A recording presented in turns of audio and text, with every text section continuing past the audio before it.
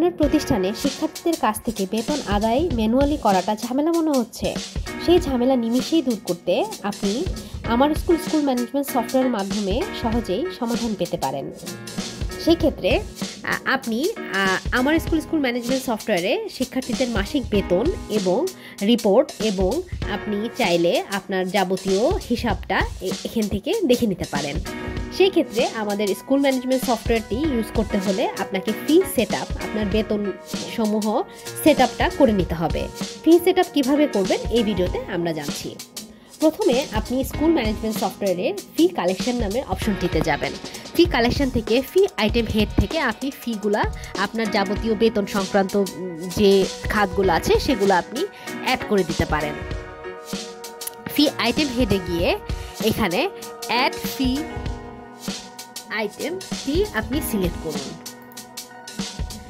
এখন আপনি অ্যাড ফিতে প্রেস করার পরে আপনার এখানে কোড যাবে। সেক্ষেত্রে আপনি একটা ফির কোড দিতে পারেন, ধরেন 1001 থেকে শুরু হয়েছে এবং আইটেমের নেম লিখতে পারেন। ধরেন আপনি এখন টিউশন ফিটা লিখে দিতে চাচ্ছেন, সো টিউশন ফিটা লিখবেন।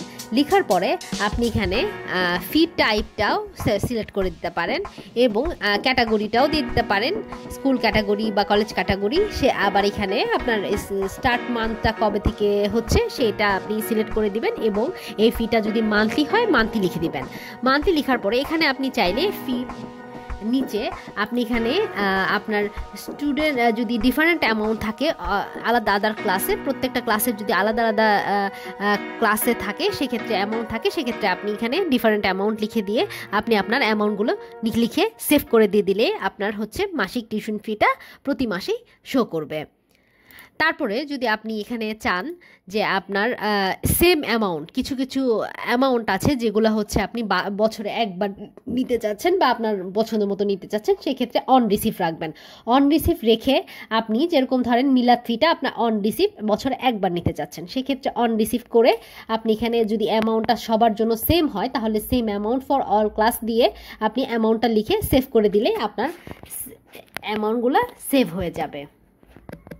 আপনি চাইলে এখানে নিচের মাধ্যমে সমস্ত ফিগুলো দেখতে পারবেন এবং কোনো ফি আইটেম হেড যদি আপনার ডিলিট করতে হয় ডিলিট করতে পারবেন, এডিট করতে হলে এডিট করতে পারবেন এবং যদি অ্যামাউন্টগুলো দেখতে চান সেক্ষেত্রে ভিউ ফি অ্যামাউন্টটাও দেখতে পারেন এবং ম্যানেজ মান্থলি ফিটাও ম্যানেজ করতে পারবেন এবং প্রিন্ট করতে পারবেন ফি সমূহ।